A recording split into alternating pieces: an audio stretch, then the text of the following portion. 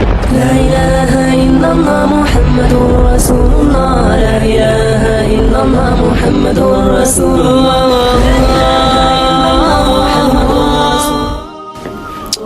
اب ذہن میں ایک سوال یہ بھی پیدا ہوتا ہے کہ جب یہ پاسبلٹی ہے کہ ہو سکتا ہے کہ میاں جنت میں چلا جائے بیوی نہ جائے، یا بیوی چلی جائے میاں نہ جائے،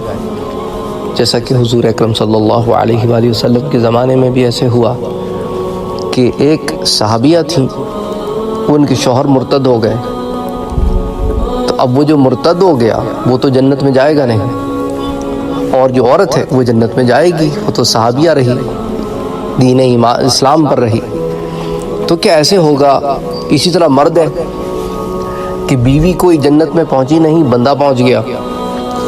تو ایسی صورت میں کیا کوئی شخص ایسا بھی ہوگا جنت میں کہ جو کنوارا رہ جائے،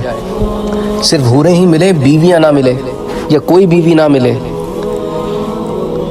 تو اس ضمن میں ایک تو حدیث میں پہلے آپ سے بیان کر چکا ہوں کہ دو تو ملیں گی ہی ملیں گی، لیکن کیا اسپیسیفکلی اس بات پر کوئی بات آئی ہے کہ کوئی کنوارا نہیں رہے گا؟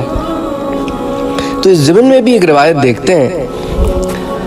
حضور اکرم صلی اللہ علیہ وآلہ وسلم سے روایت ہے کہ لوگوں نے آپس میں فخر کیا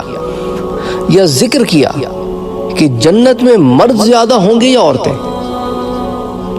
حضرت ابو ہریرہ رضی اللہ تعالیٰ عنہ کہنے لگے، کیا ابو القاسم یعنی کہ حضور صلی اللہ علیہ وآلہ وسلم نے نہیں فرمایا کہ جنت میں داخل ہونے والے پہلے گروہ کے چہرے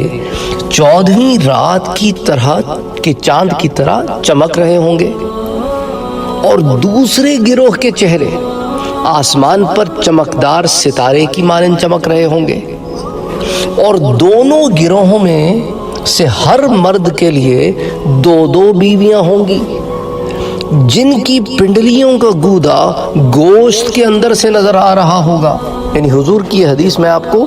پچھلے دروس میں دے چکا ہوں، یہ ایک اور حدیث ہے جس میں ایک حدیث کا ذکر ہے، تو حدیث میں حدیث کا ذکر ہے۔ علاوہ ازیں حضرت ابو ہریرہ فرماتے ہیں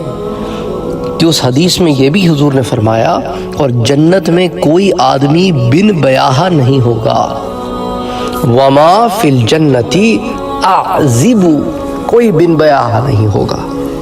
اس حدیث کو امام مسلم نے روایت کیا ہے، کتاب الجنہ وصفتہ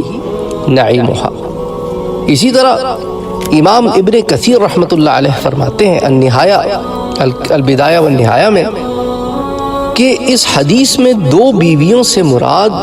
بنت آدم ہے، یعنی آدم کی اولاد میں سے 2 عورتیں عطا ہوں گی، اور حوریں ان کے علاوہ ہوں گی جتنی اللہ چاہے گا۔ بیویوں پر تو اللہ نے قید لگا دی ہے کہ وہ بنت آدم سے ہوں گی، یعنی ہر مرد کو 2 بیویاں، یعنی عورتیں زیادہ ہوں گی جنت میں جانے والی بنسبت مردوں کے۔ اب اس کے اندر